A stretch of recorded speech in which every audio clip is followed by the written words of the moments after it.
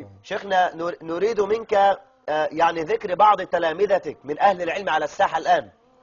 أنا الشهادة لله أستحي إن أنا أقول فلان كان تلميذي، اعفني من هذا الأمر. أحسن الله إليك. يعني الحمد لله كثير من المشاهير، نعم، يعني من أشهر المشاهير يعني سمعوني. هم الشيخ على استحياء هم من أدبهم. نعم. أيضا المشايخ يعني يذكرون ذلك ويتباهون نعم. به. أنا نعم. رأيت الشيخ حسن بالأشبال بنفسه حفظه الله قبل قال الشيخ. أن فضيلتكم شيخ المشايخ. نعم شيخ. أسأل الله عز وجل أن يبارك في عمرك. شوف يا أخي، على أنني راض بأن أحمل الهوى وأخلص منه فلا علي ولا لي. الله. يعني اللي اتعلم مني أنا اتعلمت منه.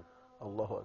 والله يا إخواني، يعني أنا أحدث المشاهدين أن شيخنا الشيخ عبد المعبود الشيخ محمد حسين يعقوب تعلم من الشيخ العقيدة، والشيخ أبو الأشبال والدكتور سيد حسين العفاني والدكتور بدران العيادي. الشيخ عبد الرحمن الشيخ نعم. محمد بيفتكر بهذا. والله يعني محمد حسين يعقوب يفتكر بهذا. وأنا سمعت منه بأذني والله أنه قال لأننا جلسنا مع الشيخ في مسجد الرحمة سنوات طوال نتعلم علم العقيدة على يديه. نعم. إذا يا شيخنا يعني نخلص إن شاء الله تعالى في نهاية الحلقة أن يعني التقيت بالشيخ حامد الفقي والشيخ عبد الرحمن الوكيل والشيخ الهراس والشيخ أحمد محمد شاكر إمام المحدثين.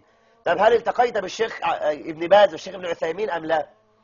نعم، من فضل الله علي أنني في العمرة التي اعتبرتها ذهبت إلى البلد البريدة أو عنيزة. نعم عنيزة يا شيخنا. نعم.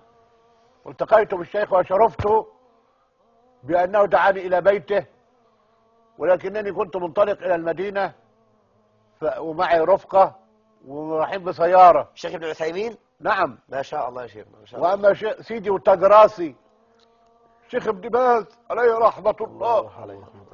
والله الدنيا مظلمة من ساعة ما مات هؤلاء. سبحان الله. ونحن أيضا شرفنا، والله شرفنا فعلا يا شيخ. رحت للشيخ ابن باز بيته، ما شاء الله. ما مسست يدا أطيب ولا ألين الله، ولا رأيت رجلا أكثر تواضعا وانكسارا لله مثل الشيخ عبد العزيز بن باز عليه رحمة الله.